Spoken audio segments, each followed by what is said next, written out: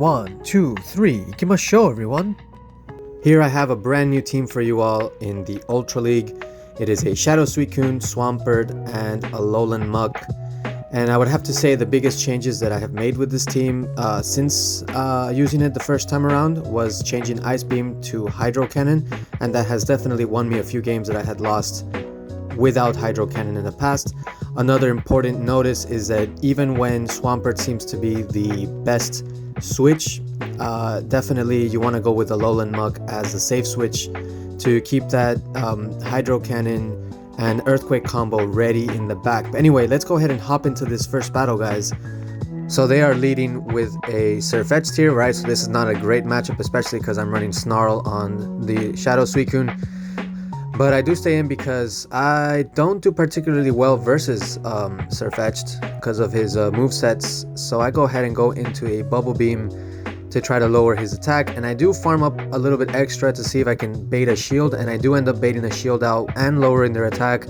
But I still think that even with that lowered attack, the Leaf Blade would take me out, so I decided to block again. And again, I farm up, go for another Bubble Beam. I think this may have been a slight mistake here. I should have probably gone for Ice Beam. It would have done more damage. But I do end up making a sacrifice switch here. Not really a sacrifice switch, right? Just catching the move. Now the Leaf Blade does almost nothing there, which is great. And their attack is lowered, and they end up deciding to stay in, which makes me think that they don't have too much in the back they can deal with the Alolan Muk. And they even invest a shield here. So yeah, I'm guessing that their best bet is Surf-Edged versus my Muk. So things are looking not bad. They go for the Night Slash. It does nothing, and they're just trying to get their attack back up. And I go for another Dark Pulse here. This will definitely KO them, right? Surf-Edged is a pretty squishy Pokemon.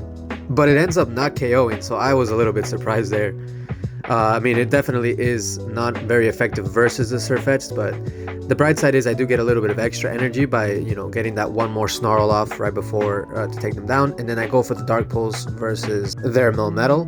And this will do decent neutral damage. Yeah, it's great. And it does force them also to end up having to throw some energy here. Now, they do go for the Rock Slide because I'm assuming they don't want to get their defense lowered. And they take me down with one more. But I do have the Swampert in the back, so things aren't looking too bad. Pretty much no move that Melmetal has will do too much damage to the Swampert, right? Even the Superpower doesn't do much. And I do end up throwing energy here because I don't want to get hit by another Superpower. So yeah, I go ahead and take them down, but I do have a lot extra, and they have a Charizard in the back. This will pretty much finish them off here. Yeah, it's just a little bit there, but then I bring in the Suicune to go ahead and have some little style points with the Bubble Beam finish, right? It's not too much damage, but it is versus the Fire type, and that is a good game to my opponent there. Alright, so let's go ahead and see what this next opponent is. This is a very new team for me. I just powered up the Suicune, right? So I'm pretty new, still trying to learn how to use it. It's very difficult to use. But anyway, they go ahead and bring in a Gardevoir. And I go ahead and overcharge just a little bit to see if I can get a shield bait out of them. And I go ahead and throw the Bubble Beam because it will lower their attack, which is really important versus the Charmers. They do end up shielding, which is great for me. And I switch into my Swampert. Now, I don't switch into Alolan Muk because the Charms will be doing neutral damage, but I still think that's a mistake. You know, part of the process of early testing a team. I should have totally not brought in Swampert, and I should have brought in the Alolan Muk. Now I do get two shields, which is the beauty of it, and they go ahead and switch into, you guys are going to be really surprised here, into a Typhlosion.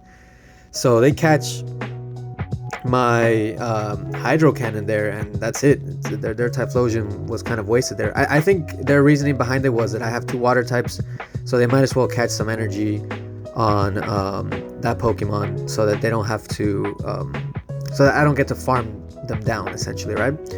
Now I do go for an Earthquake here versus their Swampert, and now I get to the Hydro Cannon before they can even get to their own.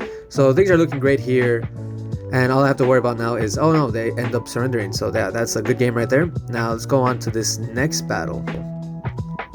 So my opponent here is going to go ahead and start off with a Melmetal.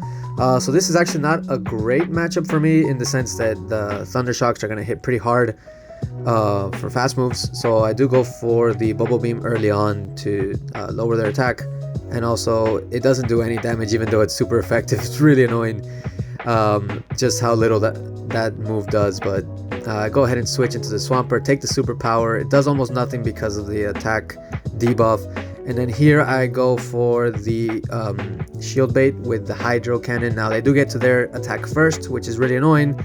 It was just a drill peck, so I think I would have been fine, but I rather actually keep the Swampert alive. The Swampert does really well versus the Empoleon. Now I managed to get to the Earthquake, right? That was super nice that they ended up taking the shield bait earlier, and they decide to save their shield, so I'm able to take out their Empoleon, which is kind of like one of the most annoying things about their entire team.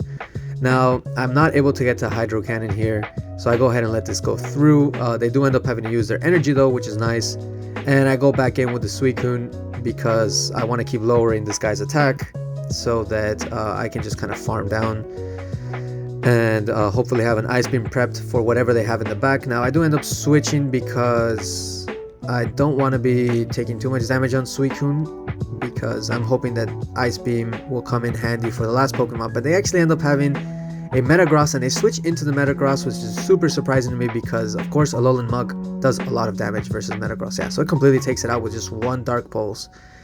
And I'm looking pretty good here because while they have reset their damage, it doesn't really matter, right? The superpower is only going to do neutral damage, and they go for a second one here. I do decide to block because now I know that Suicune is kind of useless without Hydro Cannon, right? I remember I mentioned that earlier in the video that I ended up switching Ice Beam to Hydro Cannon precisely because I need more damage on the Suicune.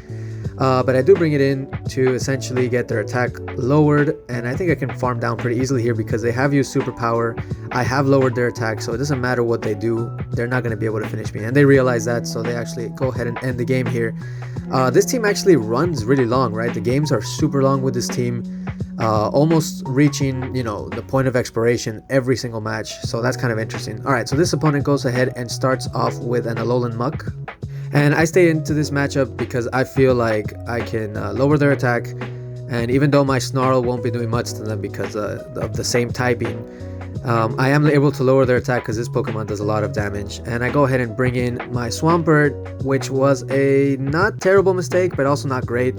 I do go for the Earthquake because I know people never like to shield with Cresselia because it's such a tanky Pokemon. So I do manage to get a lot of damage down there, but I am worried about that Grass Knot, right? So I think I do end up shielding. Yeah, there we go. I do shield, and it is a Grass Knot, so now I know that they can one-shot me here pretty much. So I go for the Earthquake again. I'm hoping that they won't shield again, and they do shield it this time, right? They actually counted it this time and didn't want to take too much damage, right? So the Grass Knot comes through, almost takes me down, but not quite. So I'm able to get like 2 mud shots off there.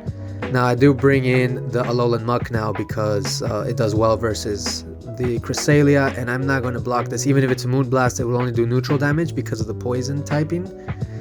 And they go ahead and bring in their Muck. Now here it gets a little bit ugly. I thought they were going to go for a Dark Pulse, but they end up going for the Sludge Wave here, so that kind of sucks. And I go for a switch here to catch a hopeful Dark Pulse, but I cannot remember what it was. Yeah, it was a Dark Pulse. Okay, great. So I catch Dark Pulse, and my thought process here is to just go for Bubble Beams and get the attack as low as possible so that I can come in with my Alolan Mug and finish the game, right, versus their Cresselia. So I go for another one, but I do think I should have gone for the Ice Beam because it would have done more damage, and they were not expecting the Ice Beam. And I had the energy for it, but whatever, you know, you gotta learn somehow. Now I do use a shield here, which I think is a fatal mistake, but I do have Ice Beam now, and they don't know that, so that's great here.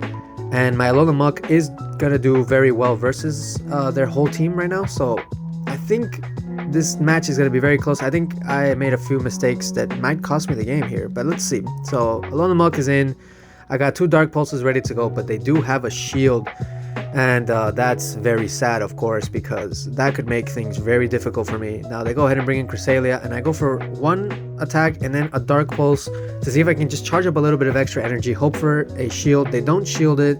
I managed to get 1 more Snarl off, but I basically need 2 Dark Pulses to win this game. So yeah, this is a GG here. This was my first set, so this is my 1 loss in this set. And I made too many mistakes. That was definitely a winnable game, which is nice to know, right? And nice to know that it's the mistakes that caused it and not just a bad team. But let's go ahead and hop into this next match. Now this is versus a Swampert here.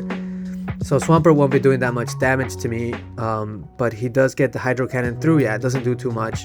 And I go for an Overcharge and into an Ice Beam, but man, Swampert charges so fast. He goes for another Hydro Cannon, and I'm already at half HP. Now, I do manage to charge up to almost 2 Ice Beams, so I go for my first, and let's see what they do here. They end up not shielding, which is great, and I go straight into the Bubble Beam to lower their attack. And yeah, their attack is lowered, they're low, I'm low, but nobody's using shield, and I go ahead and make the quick switch here into the Alolan Muck, hoping to catch a Hydro Cannon, but I felt like they had overcharged. Yep, so that's an Earthquake. Yeah, so things looking pretty bad here because I'm down a shield, but I do go for the Sludge Wave, hoping that they'll think I'm baiting, and they do fall for the fake bait, I guess you want to call it, the fake bait. You guys can quote me on that one. Fake bait, fake bait, fake bait. Anyway, so yeah, they bring in their Weather Ball spam, Ninetales, and I'm forced to throw a Dark Pulse because if not, they're gonna go ahead and throw another one at me. So yeah, I'm able to take them down, which is nice. And they go back in with their Swampert, and I managed to get to the Dark Pulse first, which is excellent because it's going to force them to make a decision here. Do they shield or do they take it? So they end up shielding, which is great because now we're even on shields, but they do charge up a little bit extra, so I make a switch here, and I decide not to shield because yeah, I feel like I can survive it, and I do go for the Bubble Beam to take them out. It wouldn't have mattered too much because I still have a fully healthy Swampert in the back. Yeah, so here we go. I got one shield here, and all I got to worry about is Earthquake, but that's too soon. That's going to be a Body Slam here, so that makes me realize that they don't have Earthquake. They probably have Superpower. Very few Snorlaxes run Earthquake nowadays, so that's not bad. So I go for the Hydro Cannon because I can just spam it, or I can force a shield and then go for Earthquake. So yeah, they go ahead and shield it. Now I can go ahead and go for my Earthquake, and I have a shield left to essentially catch a Body Slam and go ahead and finish them off with the Hydro Cannon here. So yeah, they go ahead and do that. I go ahead and charge up, hoping that I get to it first, and I do end up getting to it first, right? So this is pretty much a done deal right here. This will definitely KO them. Yep, that's not a KO, but it's almost. I do make the switch here, right, to kind of take the Body Slam when I realized I didn't KO them. And I come back in and finish them off. Alright guys, so that is a good game there. I hope you guys enjoyed this one, and I will catch you on the next one, okay? Sayonara!